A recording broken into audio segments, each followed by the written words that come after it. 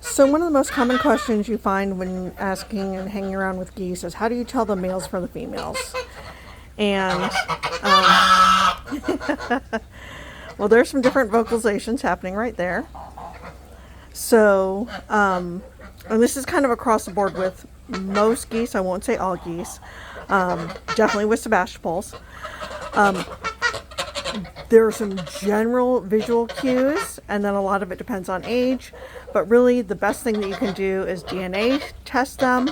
A lot of people recommend vent sexing because they think it's easy, and it's, in my opinion, I've just never been reliable on that. All right, so let's talk about some vocalizations. Most of the ones you hear talking right now, those are females. They have kind of a lower sound, or of course the babies. That little sound right here is more of a baby sound. This pink. That one's yelling at me. She's a female. Dorian, he's not going to pipe off right now, but he is a male, and he gives a much higher pitched yell. He doesn't talk as frequently. So the males get the higher pitch so that sound will carry if they're calling to others. Mac is just now getting his big boy voice. There are a couple other visual indicators that people, hi sweetie, that people look for.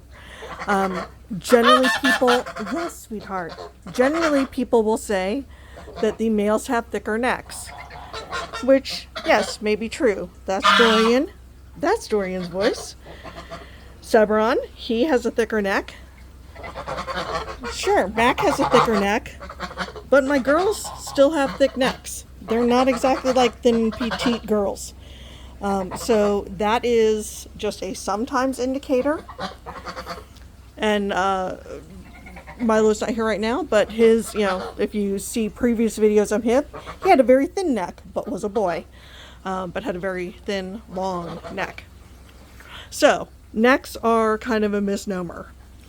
The other thing is that boys generally will stand a little more upright. Let's see if I can show the difference here a little bit. Probably not, because this is Dorian and his daughter. So Dorian, see, he kind of stands more upright this way.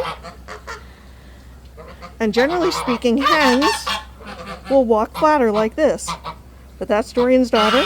She stands more upright. This is Mac. He stands more flat. That's Severon. He stands more flat. So again, it's kind of not a good indicator, but it's one of the visual cues you can watch for. So I'm just going to bust those two cues right there and leave them. But so now you've heard Dorian pipe off a couple times. You've heard the girls talk and the babies talk.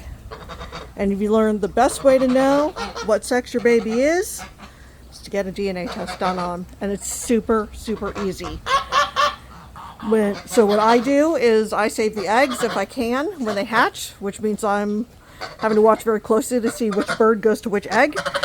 You can also just kind of have some quick stop available and clip their toenail a little bit so you can put a blood sample on a piece of paper.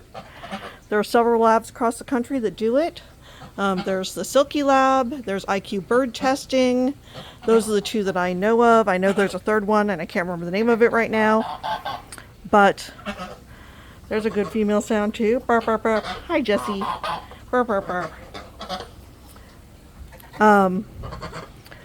And for the most part, they actually hate you holding their foot more than they do the actual clip of the toenail. So then you just stop the bleeding real quick, give them a piece of lettuce, put them down, send in your results, and you'll find out. It took me 2 years to get the urge and the